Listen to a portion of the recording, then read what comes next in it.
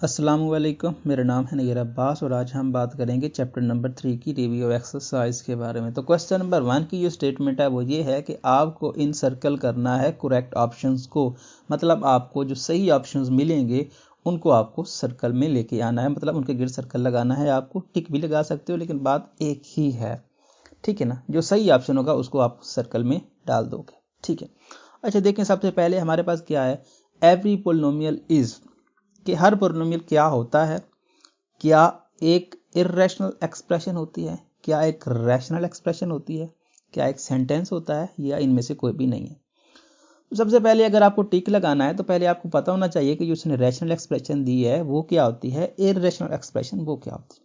तो थोड़ा बहुत उसके बारे में आइडिया ले लेते हैं। रैशनल एक्सप्रेशन बेसिकली ऐसी एक्सप्रेशन होती है जिसमें आप उसको क्या लिख सकते हो, दो पोलिनोमियल को डिनोमिनेटर में और नोमिनेटर की फॉर्म में लिखते हो। फॉर एग्जांपल आपके पास एक पोलिनोमियल है पी ऑफ एक्स, ठीक है, और दूसरा पोलिनोमियल है let's say Q of x. तो आप क्या करते हो, आप इसको इस तरह से लिखते हो कि p of x divided by q of x, where q of x जो है वो डज नॉट इक्वल टू 0। ये जो नीचे वाला है ना ये 0 ना हो, ठीक है। सो उस केस में ये जो एक्सप्रेशन मिलती है इस एक्सप्रेशन को बोलते हैं रैशनल एक्सप्रेशन। फॉर एग्जांपल मैं आपको अगर एग्जांपल दूं तो यहां पर आप इसे ऐसे समझ सकते हो कि x cube plus 2x square plus 1 ये एक पोलिनोमियल है जिसकी डिग्री 3 है, डिवाइडेड बाय क्यू हम ले लेते हैं लेट्स से x प्लस 1, ये भी एक पोलिनोमियल है। सो इस तरह की जो एक्सप्रेशंस होती हैं उनको बोलते हैं रैशनल एक्सप्रेशंस। इर्रेशनल की बात करें तो इर्रेशनल थोड़ा सा डिफरेंट है। इर्रेशनल में ये कहानी है कि भाई लिख तो सकते हो लेकिन दोनों में से कोई एक जो होगा वो रैशनल नहीं होगा, जो पोलिनोमियल नहीं होगा। फॉर एग्जांपल अगर मैं ये बात करूं कि आपके पास यही एक्सप्रेशन कुछ इस टर्म्स इस हिसाब से लिखी हुई है कि x cube plus 2x square plus 1 divided by x plus 1, लेकिन ये तो दोनों क्या है, पोलिनोमियल्स हैं। इसको पोलिनोमियल से हटाने के लिए डिग्री चेंज कर दो, और पोलिनोमियल्स की डिग्री जो होती है हमेशा से वो 0 1 2 3 4 5 6 7 8 9 10 मतलब होल नंबर होती है। तो अगर इसकी पावर होल नंबर से हटा दो, लेट्स से 1/2 कर दूं, अब इसकी पावर 1/2 नहीं रही, सॉरी कोई आपका नेचुरल नंबर या 0 नहीं रहा, तो ये जो एलिमेंट, ये जो आपको एक्सप्रेशन मिली, ये जो पोलिनोमियल मिला, ये बेसिकली पोलिनोमियल है ही नहीं। क्योंकि पोलिनोमियल की डेफिनेशन बेसिकली क्या होती है, पोलिनोमियल की डेफिनेशन होती है उसकी जो पावर होती है उसकी पावर हमेशा 0 1 2 3 4 5 6 होती है, 1/2 फ्रैक्शंस में नहीं आती है। तो ये क्या है, ये एक इर्रेशनल एक्सप्रेशन है। अब यहां तक तो हमने बात कर ली कि हमारे पास रैशनल एक्सप्रेशंस क्या होती हैं, इर्रेशनल एक्सप्रेशंस क्या होती हैं। अब हमारा क्वेश्चन ये है कि क्या हर पोलिनोमियल क्या होती है, रैशनल एक्सप्रेशन होती है या इर्रेशनल एक्सप्रेशन होती है, या इन दोनों में से कोई भी नहीं होती, ठीक है ना। सेंटेंस वाली कहानी तो वैसे भी साइड भी हो गई। अच्छा, सो हम क्या करते हैं, इसका जो डिनोमिनेटर है उसको हटा देते हैं। ये हमने डिनोमिनेटर हटा दिया, डिनोमिनेटर हटा दिया तो ये जो एक्सप्रेशन है, क्या ये एक्सप्रेशन रैशनल है या इर्रेशनल है। अच्छा, हम ये जानते हैं कि किसी का डिनोमिनेटर ना हो तो उसका डिनोमिनेटर हम 1 कंसीडर करते हैं, तो मतलब 1 है। और 1 क्या होता है, क्या 1 रैशनल होता है, इर्रेशनल होता है।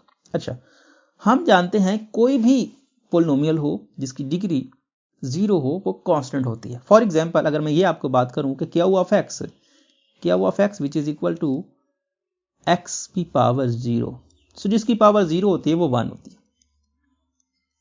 तो इसका मतलब क्या है कि 1 is a polynomial with 0 degree. Every constant is a polynomial with 0 degree, चाहे 1 2 3 4 कुछ भी है वो एक पोलिनोमियल होगा 0 डिग्री वाला। तो 1 क्या है, 1 भी एक पोलिनोमियल है 0 डिग्री वाला। तो इसका मतलब ये हुआ कि ये भी एक रैशनल एक्सप्रेशन बनती है, क्योंकि ये भी एक पोलिनोमियल और ये भी एक पोलिनोमियल, चाहे डिग्री इसकी 0 है लेकिन है तो polynomial. Polynomial divided by polynomial, so its expression is rational expression. अब हम बात कर लेते हैं नेक्स्ट की। तो नेक्स्ट में कहानी क्या है, नेक्स्ट में कहानी ये है कि a sir which contains sum of two monomial surd is called। सबसे पहले तो आपको सर्द मिला है ना, सर्द क्या होता है? सर्द बेसिकली ऐसी एक्सप्रेशंस को बोलते हैं जिनमें हमारे पास जो स्क्वायर रूट वाली टर्म्स होती हैं या रूट आते हैं। दूसरे लफ्जों में आप इसको रेडिकल वाली फॉर्म, जिसमें रेडिकल्स आते हैं, रेडिकल जिसमें आते हैं, उस तरह की जो टर्म्स होती हैं उनको सर्द बोलते हैं। फॉर एग्जाम्पल मैं आपसे ये कहूं कि आपके पास स्क्वायर रूट 2 है, फॉर एग्जाम्पल आपसे ये कहूं कि स्क्वायर रूट x प्लस 2 है। इस तरह की जो टर्म्स होती हैं, इस तरह की टर्म्स को बोलते हैं सर्द। मतलब ऐसी एक्सप्रेशन जिनमें रूट आते हैं, ठीक है, उनको बोलते हैं सर्द। सो सर्द की बात आपको समझ में आ गई होगी।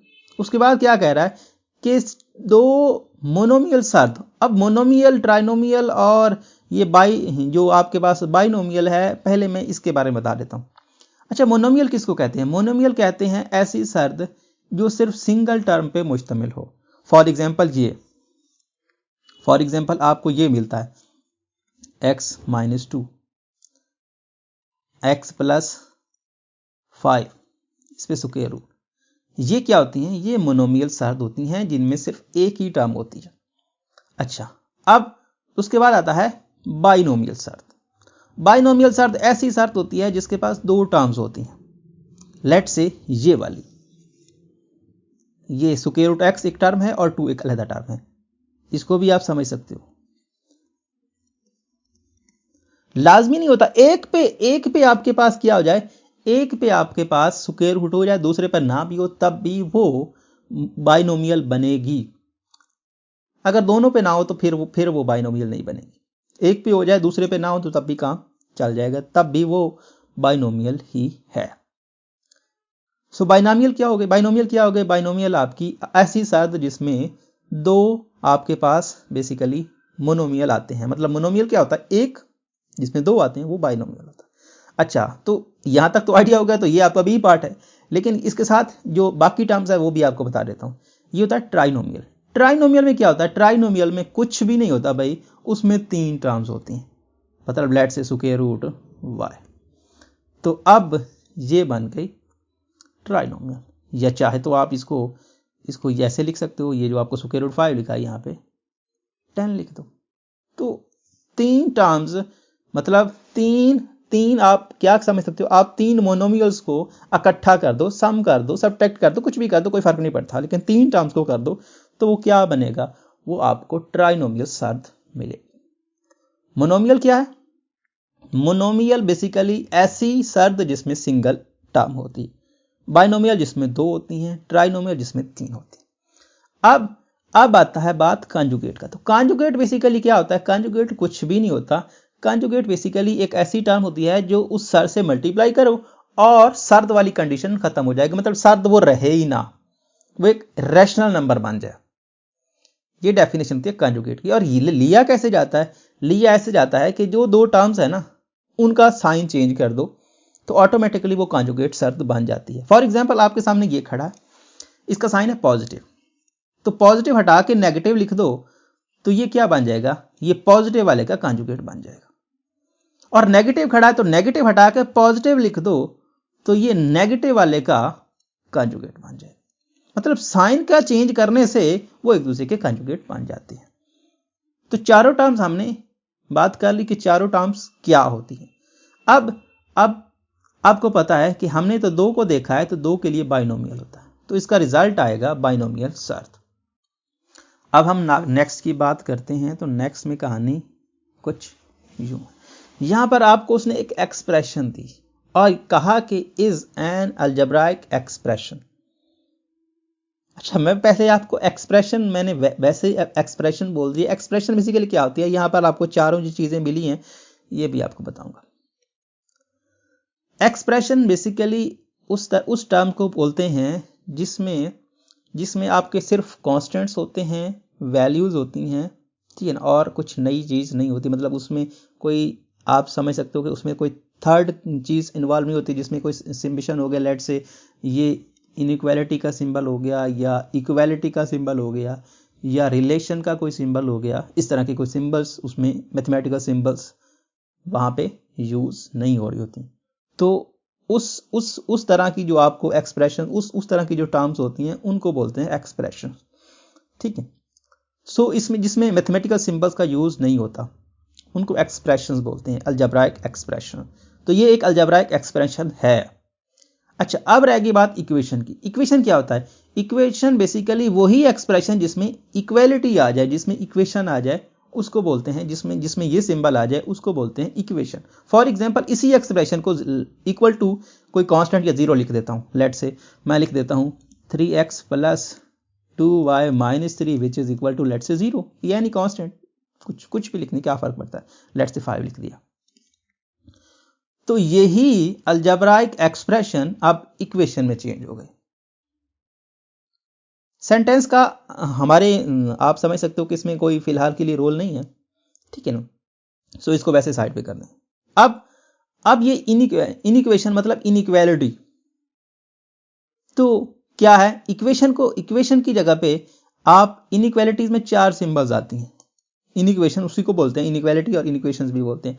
तो उसमें क्या होता है, एक होता है लेस देन, एक होता है ग्रेटर देन, एक होता है less than and equal to, एक होता है greater than and equal to. ये 4 सिंबल्स आती हैं इनइक्वेशन में, इनइक्वालिटी। ठीक है। सो एक्सप्रेशन बेसिकली वो टर्म जिसमें मैथमेटिकल सिंबल्स का यूज नहीं होता, ठीक है। और यहां पर इक्वेशन जिसमें ये टर्म्स आती है, ये इक्वालिटी आती है।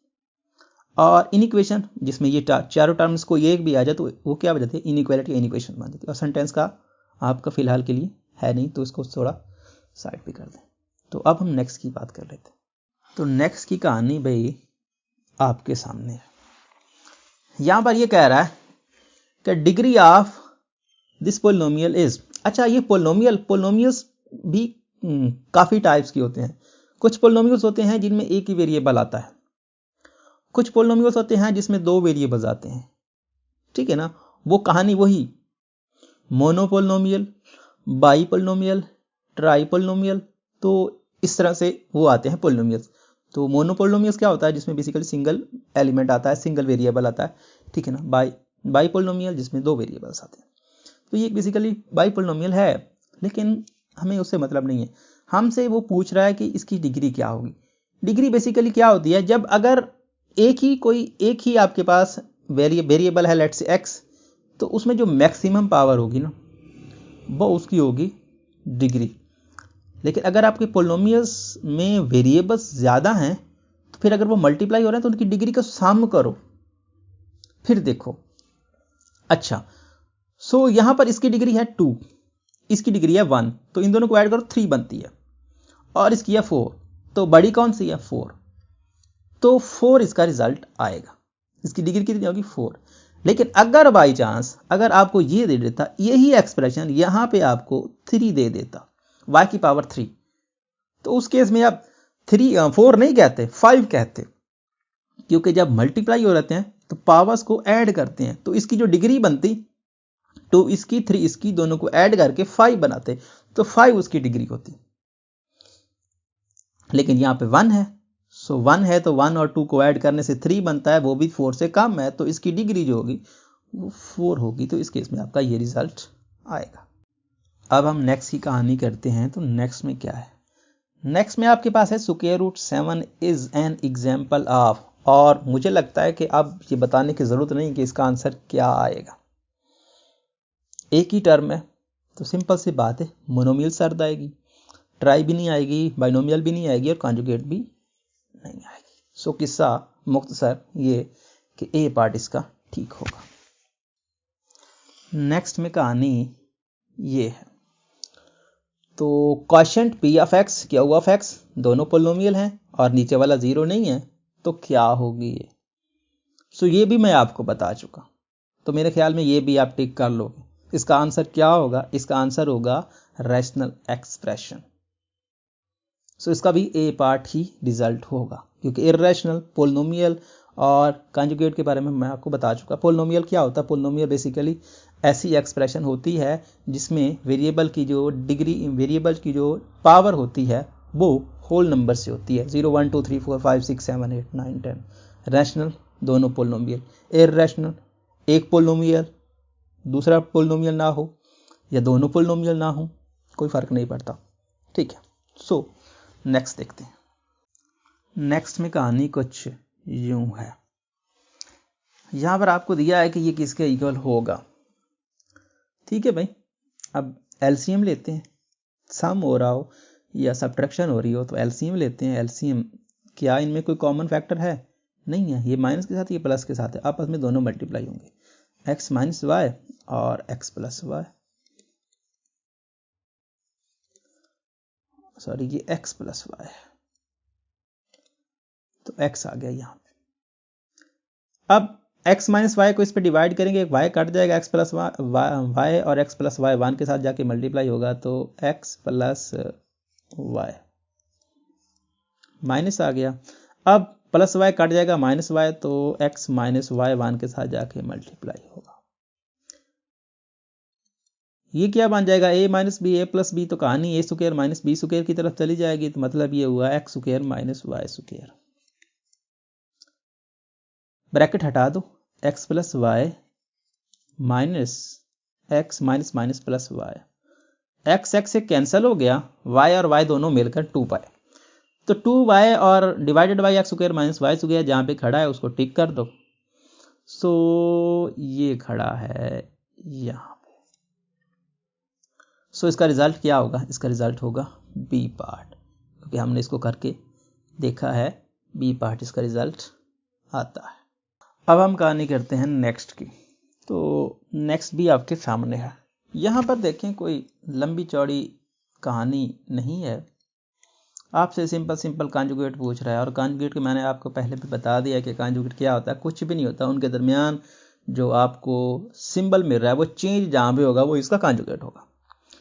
तो ये 2 है, ये प्लस नेगेटिव प्लस, ठीक है, स्क्वायर रूट 3, तो हमें तो लग रहा है ये, बाकी को देख चेक करते हैं कि बाकी में प्रॉब्लम क्या है। यहाँ पर देखिए ये नेगेटिव उसने यहाँ पे चेंज किया तो इससे काम नहीं बना, यहाँ पे उसने इसको चेंज किया, इसको नहीं किया, तो इससे भी काम नहीं बनता, इसका भी नहीं। तो वही बात, इसका ए पार्ट ठीक होगा, क्योंकि एग्जैक्टली साइन सिर्फ यहाँ पे चेंज हो रहा है। अच्छा, कभी आपको लगता है ना कि भाई एग्जैक्टली वो आंसर है, लेकिन उसको क्रॉस चेक कर लिया करें, बाकी ऑप्शंस को भी देख लिया करें थोड़ी सी नज़र, ऐसा ना हो कि आपको लग रहा हो कि वो सही है लेकिन वो सही ना हो, बाकी को भी एक नज़र देख लिया करें कि बाकी में क्या गड़बड़ है कि इसको सही कर रहे हैं। ठीक है, सो इस तरह से श्योरिटी ज़्यादा बढ़ जाती है, चांसेस ज़्यादा बढ़ जाते हैं कि आपका आंसर एग्जैक्टली एक्यूरेट, आपको अथेंटिक पता है कि ये होगा, तो तब तो आप लेके चल सकते हो, लेकिन अगर आपको थोड़ा बहुत भी डाउट है तो क्रॉस चेक कर लें क्या फ़र्क पड़ता है। अच्छा, अब ये तो आपको पता होना चाहिए, तो फार्मूला है एग्जैक्टली क्या होता है, ए यहाँ पे क्या आता है, जो एलिमेंट यहाँ पे आता है या फिर यहाँ पे आता है वो क्या आता है, जो आपके पास होता है माइनस का फार्मूला।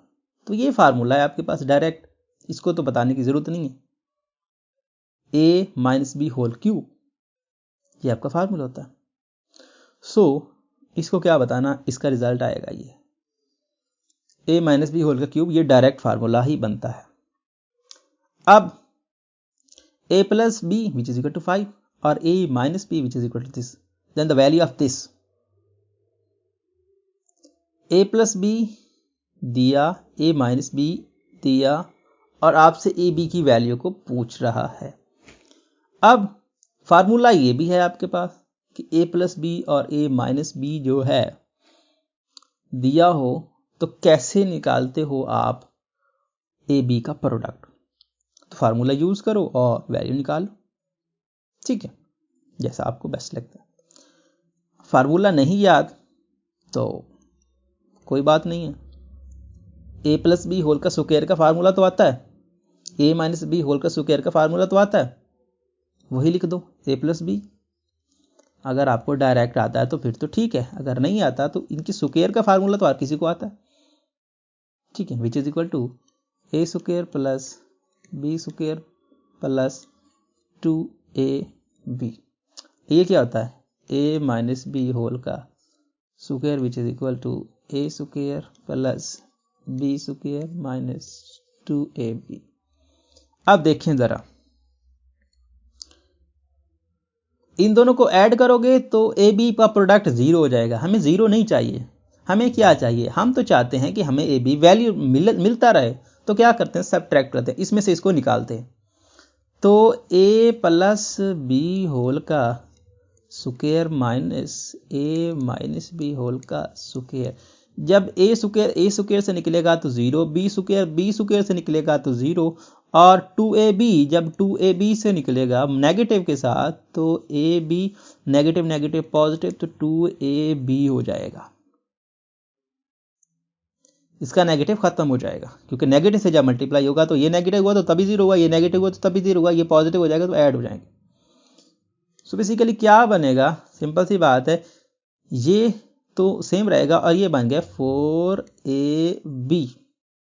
अब देखो फार्मूला बन गया आपका। आपको पता है a प्लस बी 5 है, a माइनस बी 3 है, तो 5 का स्क्वायर 3 का स्क्वायर, तो ठीक है भाई, 5 का स्क्वायर 3 का square which is equal to 4a। 5 का स्क्वायर होता 25, 3 का स्क्वायर होता 9, 4ab। अब 25 में से 9 निकालो, कितना रहता है, 5 9 तो नहीं होगा, यहां से ये लेगा एक कॉमन, तो 1 और 5 6 हो गया, और इसके पास 1 रहा तो 16 विच इज इक्वल टू 4ab। तो हमें तो चाहिए ab, तो 4 को डिवाइड कर दो, तो 16 divided by 4 which is equal to 4। So ये आपको रिजल्ट मिलेगा। और अगर आपको फार्मूला याद रखना है तो फार्मूला आपका ये होता है a प्लस बी होल का square minus a minus B whole का square which is equal to 4ab। So जिस तरह से आप इसको लेके चलना चाहो चल सकते हो, ऐसा कोई प्रॉब्लम नहीं है। सो इस तरह से इसका जो रिजल्ट आएगा वो क्या आएगा, वो हमने निकाला 4, सो 4 इसका एक्यूरेट आंसर होगा। अब हम कहानी करते हैं नेक्स्ट की। तो नेक्स्ट भी आपके सामने है, यहाँ पर वो ये कह रहा है कि आपके पास ये जो एलिमेंट है ना, ये किसके इक्वल होगा।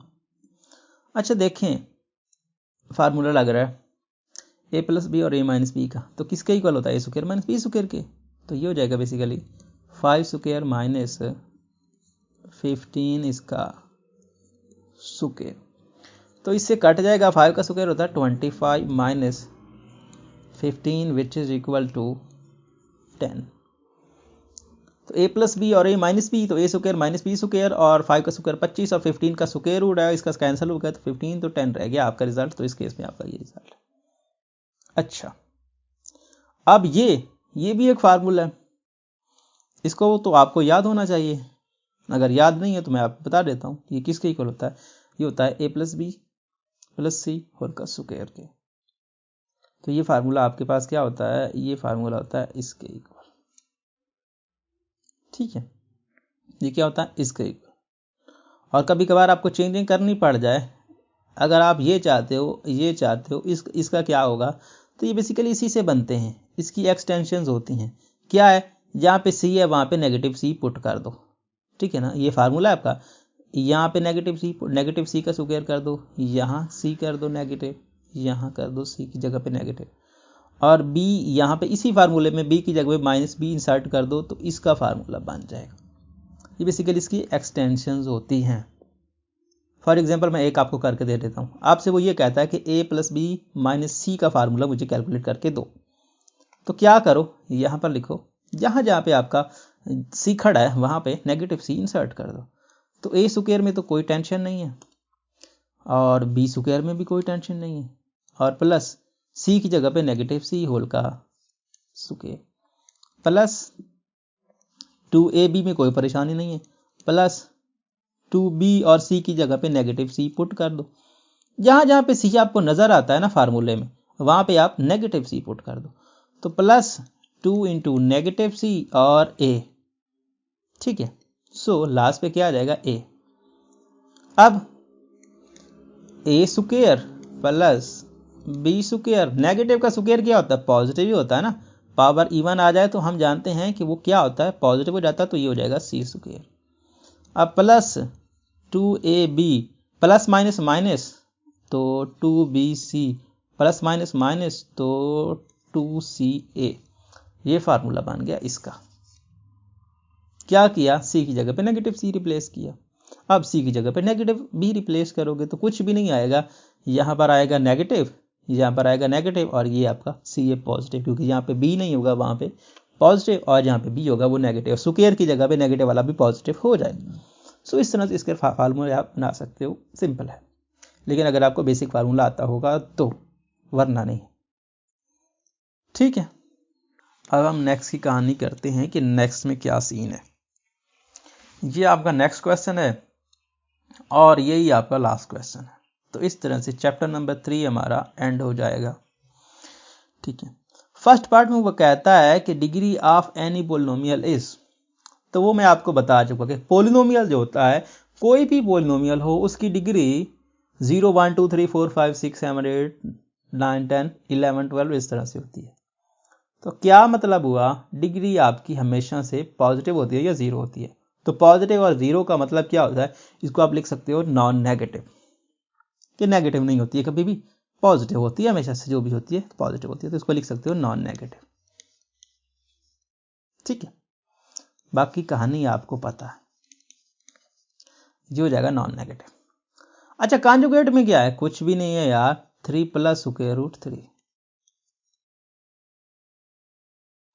अब ये डिग्री ऑफ दिस पोलिनोमियल, सो ये सिंगल टर्म में पोलिनोमियल मिल रहा है ना आपको, दो वेरिएबल तो नहीं है, एक ही वेरिएबल है, तो जो सबसे मैक्सिमम पावर रख रहा है वो डिग्री होगी।